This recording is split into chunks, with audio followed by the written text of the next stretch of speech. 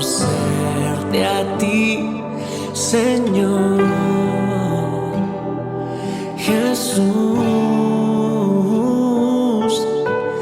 Mi deseo es conocerte a ti, Señor Jesús.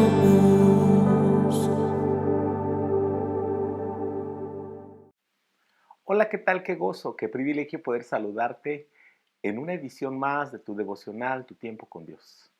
Quiero felicitar a todos mis hermanos alrededor del mundo que han culminado este mes de abril su TCD. Y espero estés preparado para continuar con el mes de mayo, que será impresionante ahora que sigamos estudiando estos libros históricos. Vamos a mirar hoy la escritura que corresponde en 2 Samuel capítulo 12 versículos 6 al 31. La misericordia eterna de Dios. Entonces David rogó al Señor por el niño, y ayunó David y entró y pasó la noche acostado en tierra. Y se levantaron los ancianos de su casa y fueron a él para hacerlo levantar de la tierra, mas él no quiso, ni comió con ellos pan. Y al 7º día murió el niño, y temían los siervos de David hacerle saber que el niño había muerto, diciendo entre sí: cuando el niño aún vivía, le hablábamos y no quería oír nuestra voz. ¿Cuánto más se afligirá si le decimos que el niño ha muerto? Mas David, viendo a sus siervos hablar entre sí, entendió que el niño había muerto, por lo que dijo David a sus siervos: ¿ha muerto el niño? Y ellos respondieron: ha muerto. Entonces David se levantó de la tierra y se lavó y se ungió, y cambió sus ropas y entró a la casa de Jehová y adoró. Después vino a su casa y pidió, y le pusieron pan y comió. Y le dijeron sus siervos: ¿qué es esto que has hecho? Por el niño viviendo aún ayunabas y llorabas, y muerto él te levantaste y comiste pan. Y él respondió: viviendo aún el niño, yo ayunaba y lloraba diciendo: ¿quién sabe si Dios tendrá compasión de mí y vivirá el niño? Mas ahora ha muerto. ¿Para qué he de ayunar? ¿Podré yo hacer de volver? Yo voy a él, mas él no volverá a mí. Y consoló David a Betsabé su mujer, y llegándose a ella, durmió con ella, y ella le dio a luz un hijo, y llamó su nombre Salomón, al cual amó Jehová. Y envió un mensaje por medio de Natán profeta. Así llamó su nombre Jedidías, a causa de Jehová. Joab peleaba contra Rabá de los hijos de Amón, y tomó la ciudad real. Entonces envió Joab mensajeros a David diciendo: yo he puesto sitio a Rabá y he tomado la ciudad de las aguas. Reúne pues ahora al pueblo que queda y acampa contra la ciudad y tómala, no sea que tome yo la ciudad y sea tomada de mi nombre. Y juntando David a todo el pueblo, fue contra Rabá y combatió contra ella y la tomó. Y quitó la corona de la cabeza de su rey, la cual pesaba 1 talento de oro y tenía piedras preciosas. Y fue puesta sobre la cabeza de David, y sacó muy grande botín de la ciudad. Sacó además a la gente que estaba en ella y los puso a trabajar con sierras, con trillos de hierro y con hachas de hierro, y además los hizo trabajar en los hornos de ladrillos, y lo mismo hizo con las ciudades de los hijos de Amón. Y volvió David con todo el pueblo de Jerusalén. La misericordia eterna de Dios.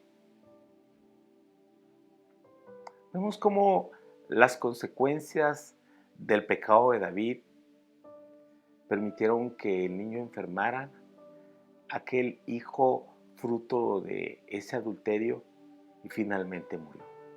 David se encontraba clamando al Señor mientras el niño estaba enfermo, procurando que el Señor se apiadara del niño. Sin embargo, la voluntad de Dios era esta: que el niño fuera recogido a la presencia de Dios.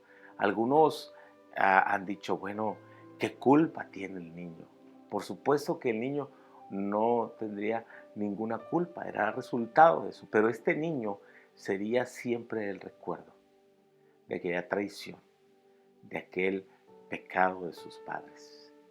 Y en la misericordia de Dios, el Señor recogió a este niño para quitar, por un lado, la ofrenda de David y de Betsabé.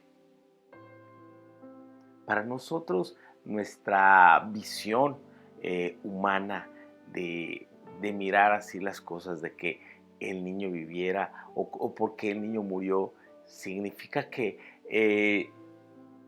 Dios pasaría por alto el pecado, pero Dios no es así.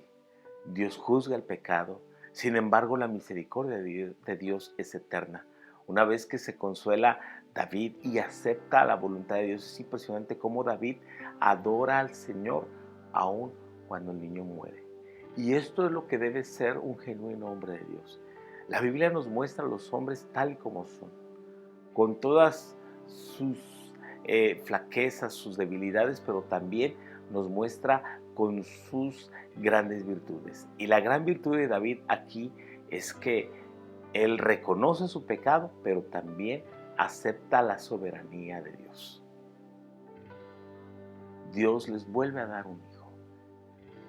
Me impresiona que en la edición del día de ayer, Dios ha mencionado por medio del profeta la mujer de Urías.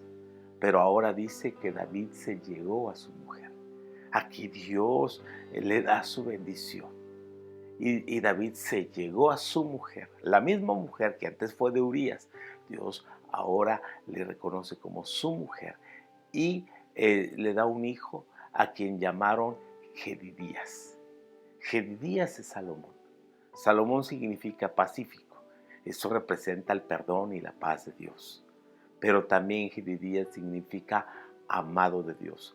Dios amó a David y Dios amó a Salomón. Es el mismo significado que se expresa en el Nuevo Testamento cuando el apóstol Juan dice que él era el discípulo amado de Dios o a quien ama Jesús. Tú y yo somos aquellos que hemos sido recibidos a misericordia.